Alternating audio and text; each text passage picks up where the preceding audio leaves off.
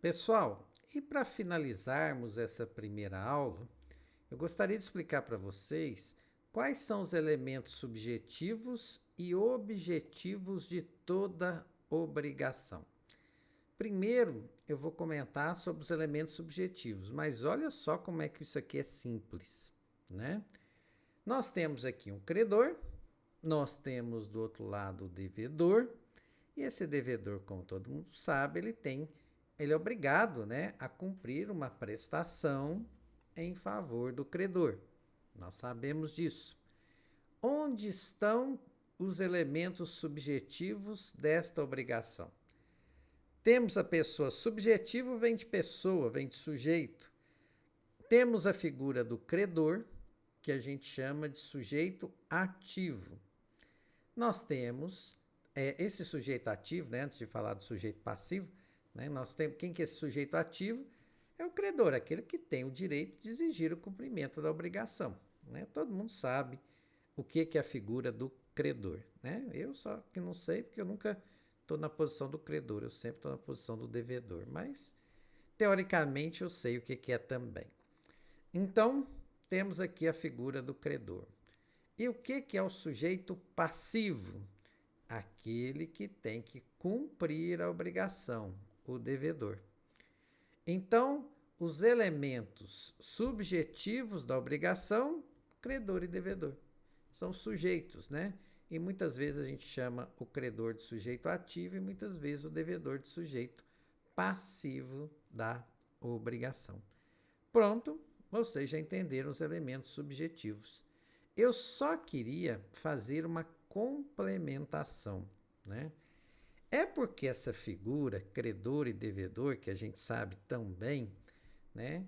Esse nosso conhecimento vem de uma concepção popular. Por exemplo, a gente vê uma compra e venda, a gente acha que o credor é quem tem que receber o preço e o devedor é quem tem que pagar. Não está errado, mas é uma visão extremamente simplista e incompleta.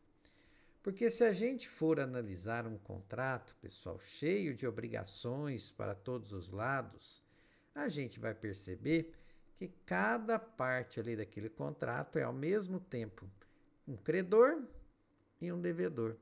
Isso vai variar conforme o tipo de obrigação que eu estiver analisando naquele contrato. Certo? Então, o que eu quero mostrar para vocês no exemplo a seguir é que essa figura de credor e devedor, na maioria dos contratos, cada parte ao mesmo tempo é credora e cada parte também é devedora.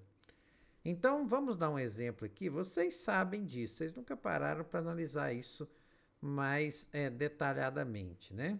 Mas no contrato de compra e venda de um imóvel, a gente tem o vendedor da casa e o comprador. Mais simples impossível. E aí eu queria saber o seguinte, quem que é o credor do preço do imóvel? Credor do preço do imóvel é o vendedor. Eu estou vendendo a casa, eu quero receber o preço. Lógico.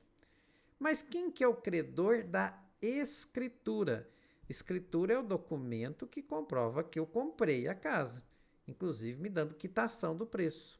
Então, quem que é o credor da escritura? É o comprador da casa. Então, olha só, dependendo da obrigação, o vendedor, que é o credor, dependendo da obrigação, é o comprador, que é o credor.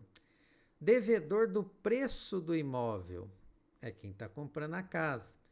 E o devedor das chaves, né? Recebi o preço, tem que entregar as chaves para a pessoa que pagou. O devedor das chaves já é o vendedor aqui. Vocês estão vendo aí que o vendedor e o comprador, ao mesmo tempo, eles são credores e devedores, depende do tipo de obrigação que eu estou analisando? Pois é isso realmente que acontece na maioria dos contratos. Essa figura dinâmica, né, dos contratos que coloca as partes como credor e devedora de diversas obrigações.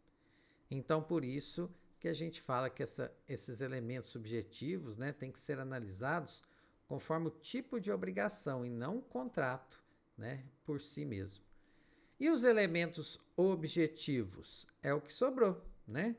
Subjetivo é o credor e o devedor, sujeito ativo e passivo. E o que é o elemento objetivo, o dever de cumprir aquela obrigação, aquela prestação, o objeto que tem que ser entregue.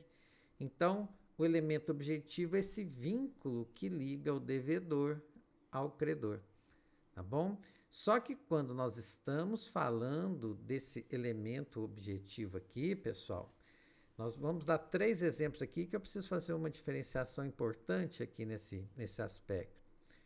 Então, num contrato pode ter obrigação de dar ou entregar o preço ou uma coisa, pode ser uma obrigação de fazer uma obra, pode ser uma obrigação de não fazer, por exemplo, alteração no imóvel. Roberto, existe obrigação, contrato para obrigar alguém a não fazer? Existe.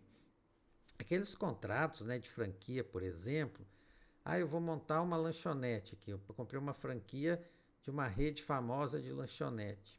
Eu posso colocar uma obrigação, né, da franqueadora não conceder nova franquia para ninguém num raio de 100 quilômetros da minha franquia, por exemplo, né, do meu estabelecimento. Eu já estou pagando pela franquia, eu não quero concorrência, então eu quero, né, obrigar a franqueadora a não conceder nova franquia para qualquer pessoa que queira montar um estabelecimento num raio de 100 quilômetros. Certo? É lícita uma cláusula dessa? Perfeitamente, perfeitamente. Tá bom? Então pode ser um dar, pode ser um fazer, um não fazer. E eu queria só dizer 2 nomes técnicos aqui para vocês. Quando se trata da conduta, o dar, fazer, não fazer, o entregar, a gente chama isso, pessoal, de prestação.